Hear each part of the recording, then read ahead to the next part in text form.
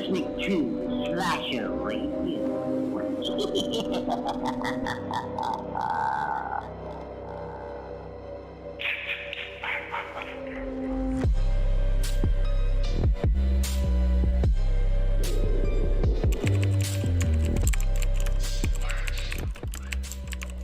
We talked about it a couple times now, but this comes up on the show a lot too, and even just discussion throughout our listeners. The mask itself, it's such almost a polarizing opinion on the mask, and you have so many people saying so many different things.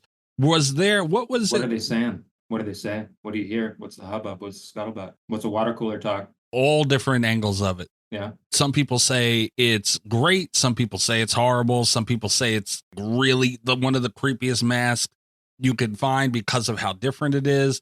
Some people say it's silly. That's what I love about it so much, is all the different opinions on what one thing can bring. And a mask is important, you know, when you go into the slasher genre. And this is so different than anything we've ever seen. We've seen a million sacks on people's heads, and, you know, like, you guys really made something different. What was it? What were you involved in the creative process at all with the mask? What was the process of what you guys ended up coming up with? I remember Larry Day was our designer, and I remember being in his place. We were looking over what the design was. The way the shoot was structured, we were doing most of the docu-style stuff the first couple weeks of shooting, 2 or 3 weeks of shooting, and then we were going to do the majority of our 35 millimeter stuff at the tail end of the shoot. And so we'd already started working and been working for a while before we had really any designs to look at for the character. And but I remember being, you know, looking out at on a display of some different kind of mask suggestions and sketch designs, and it felt like where things were starting and where it ended up was not too far from where it started, which was a kind of suggestion of an embryonic kind of idea that the boy, Leslie Vernon, was raised by monsters, horrible people, and he was innocent and thrown over the falls, and turtles picked his bones clean and all that stuff.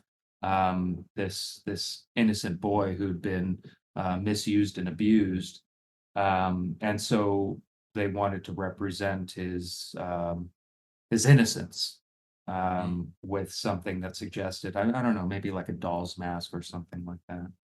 So yeah, that's what they went with, and that's what they ended with. And it ended up looking, I don't know, masks, but it looked cool to me. Yeah, I've always been a fan, because it's, like I said, it's so different. We don't see anything like that in any other movie, and it kind of gets repetitive with a lot of these villains and a lot of these movies. I think that explanation is really interesting. Was there ever any discussion of having any kind of conversation about that mask in the movie, which is called Behind the Mask and is a documentary about these behind the scenes things? Was there talk of bringing that up? No.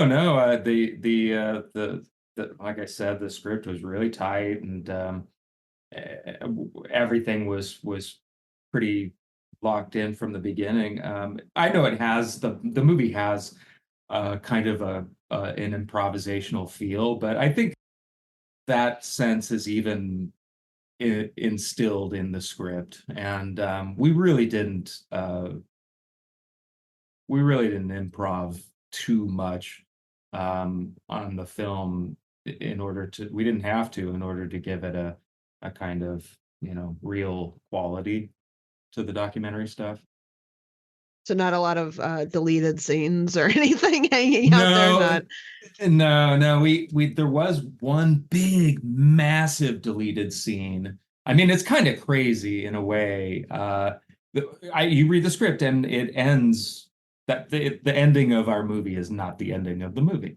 The ending of the movie that was intended